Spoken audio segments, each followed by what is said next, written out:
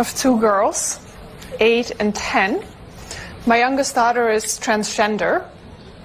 The Trump administration has attacked the rights of transgender people, banning them from military service, weakening non-discrimination protections, and even removing the word transgender from some government websites. How will you, as president, reverse this dangerous and discriminatory agenda and ensure that the lives and rights of LGBTQ people are protected under U.S. law? I will flat out just change the law. Eliminate those executive orders, number one. You may recall, I'm the guy who said, I was raised by a man who, I remember I was being dropped off. My dad was a high school educated, well-read man who was a really decent guy, and I was being dropped off to get an application in the center of our city, Wilmington, Delaware, the corporate capital of the world at the time. And these two men, I'm getting out to get an application to be a lifeguard in the African-American community because there was a big swimming pool complex.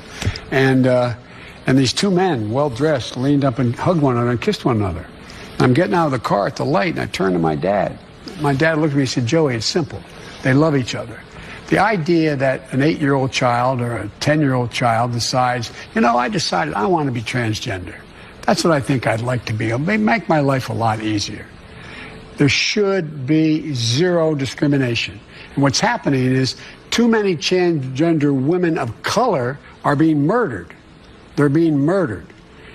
I mean, I think it's up to now 17. Don't hold me to that number, but it's higher now. Yeah. And that's just this year. And so I promise you, there is no reason to suggest that there should be any right denied your daughter or daughters, whichever, one or two, one, your daughter, that your other daughter has a right to be and do. None. Zero. And by the way, my son Bo passed away, was the Attorney General of the state of Delaware.